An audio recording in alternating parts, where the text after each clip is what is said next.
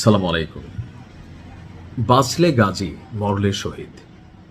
একজন মানুষ যখন এই চেতনায় তার নিজেকে ধারণ করে ফেলে, তার জন্য পৃথিবীর সবকিছুই জয় করা সম্ভব।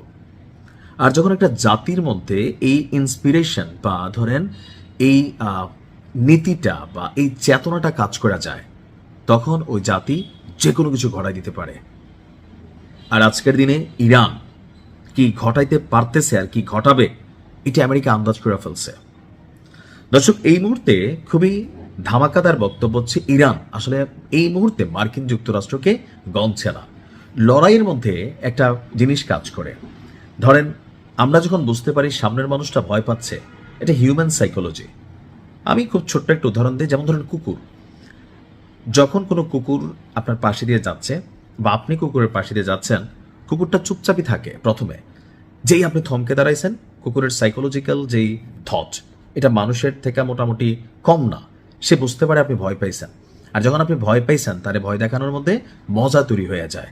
কুকুর তখন ভয় দেখানো শুরু করে, কামড় দেয় না, খেপ খেপ করে, এটা করে সেটা করে। তো আজকের দিনে ইরানকে এই ভয় দেখানোর খেলার মধ্যে ফেলার চেষ্টা করছিল কে? মার্কিন যুক্তরাষ্ট্র। কিন্তু ইরান তো ভাই ভিন্ন জিনিস। এখানে ঘরে ঘরে বীরদের জন্ম হয়, শহীদি মৃত্যুর জন্য তারা অপেক্ষা করে। তা আপনি তাদেরকে কি ভয় দেখাবেন? 48 ঘন্টার আলটিমেটাম দিছে আমেরিকা। স্পেশাল ফোর্সের একটা অংশ ঢুকছে, যুদ্ধ বিমান F-15 নিয়ে ঝাঁপাই পড়ছিল, ইরান একদম ঠাপাই দিছে।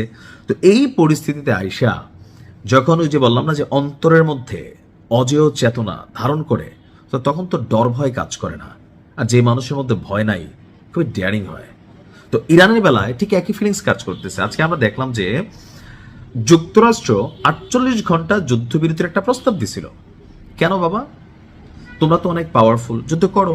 48 ঘন্টা ইরান কেন যুদ্ধবিরতি দিতে হবে? কারণ হচ্ছে ইরান একসাথে যুক্তরাষ্ট্রের যে সাপোর্টিং অ্যালাইগুলা, অর্থাৎ মধ্যপ্রাচ্যের যে মিত্রগুলা আমেরিকার, তাদেরকে যেভাবে ঠাপাচ্ছে, ইরানের একটা টাচের বিপরীতে 10টা টাচ তারা বিভিন্ন জায়গায় করতেছে, যেখান থেকে আমেরিকা প্রেশারাইজড ফিল করে, প্রেশার মানে তারা পায়। তো ওই জায়গাগুলোকে একটু সাময়িক সময়ের জন্য শান্ত করার জন্য অথবা প্ল্যান বি কে এস্টাবলিশ করার জন্য মার্কিন যুক্তরাষ্ট্রের দরকার একটু সময়। ইরান বলছে যে না, আমরা লড়াই চালিয়ে যাবো, আমাদের কোনো যুদ্ধবিরতির দরকার নাই।